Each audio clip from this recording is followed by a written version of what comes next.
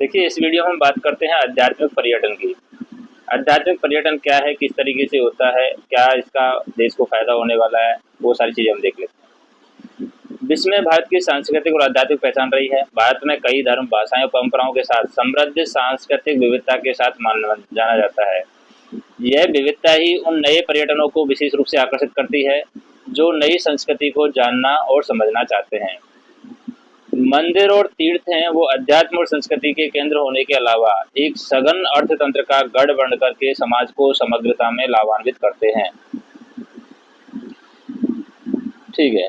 राष्ट्रीय प्रतिदर्शी सर्वेक्षण के अनुसार पर्यटन क्षेत्र का योगदान दोगुना हो सकता है। वर्तमान में पर्यटन देश की जीडीपी में 7% से अधिक योगदान दे रहा है और आध्यात्मिक पर्यटन देश की आर्थिक तेजी से आगे बढ़ाने में अहम भूमिका निभा सकता है।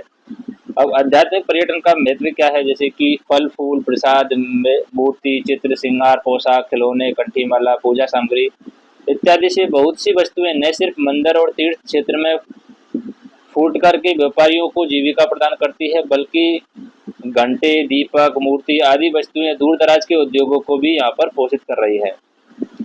मंदिर अर्थव्यवस्था के लाभार्थी अधिकतर निम्न और मध्यम वर्ग के ही होते हैं। सामाजिक दृष्टि से देखा जाए तो इन व्यवसाय में लिप्त जातियों भी मुख्यतः वे ही हैं जिनकी गणना अनुसूचित और पिछड़ी जातियों में की जाती है। मंदिरों के दर्शन आए तीर्थयात्री रुकने, घूमने, खान पान और स्थानीय उत्पादों के क्रय से बहुत बड़े तंत्र को पोषित करते हैं। तीर्थों के महत्व के द्वारा उत्पन्न हुए बाजार ने प्राचीन भारत में तीर्थ क्षेत्रों को बड़े व्यापारिक और उत्पाद क्षेत्र में विकसित कर दिया है। कई बड़े बड़े शहर और कस्बों की अर्थव्यवस्था तो पूरी तरीके से मंदिरों में आने वाले दर्शनार्थियों पर ही निर्भर करती है। यदि पर्यटन क्षेत्र में निहित संभावनाओं का भरपूर दोहन किया जाए तो वे बड़े पैमाने पर युवाओं को रोजगार उपलब्ध कराने के साथ साथ देश को सामाजिक आर्थिक समृद्धि में भी क्रांतिकारी बदलाव दे सकती है। पर्यटन बड़े पैमाने पर आय मुहैया कराने के साथ ही ग्रामीण समुदायों को उद्यमिता के अवसर प्रदान करता है, व्यापार के अवसर प्रदान करता है।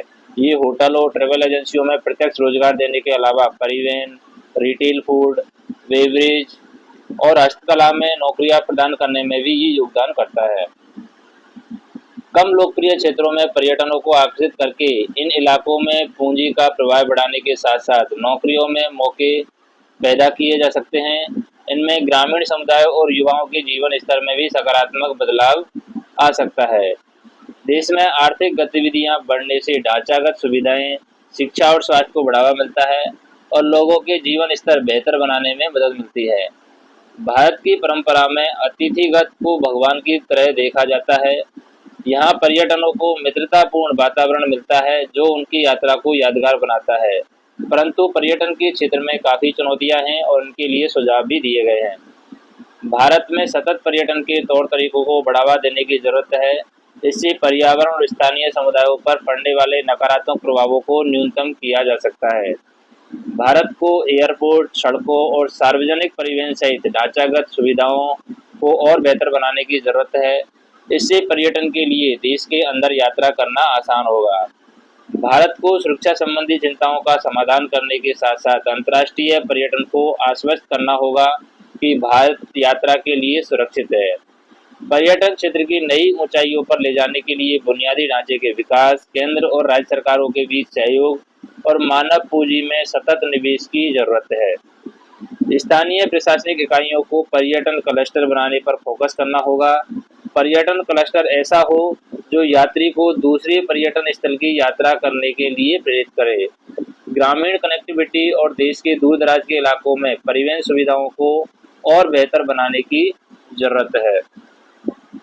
तो ये कंटेंट आपको कैसा लगा कमेंट करके बताइए। वीडियो को लाइक कर दीजिए, चैनल को सब्सक्राइब कर लीजिए।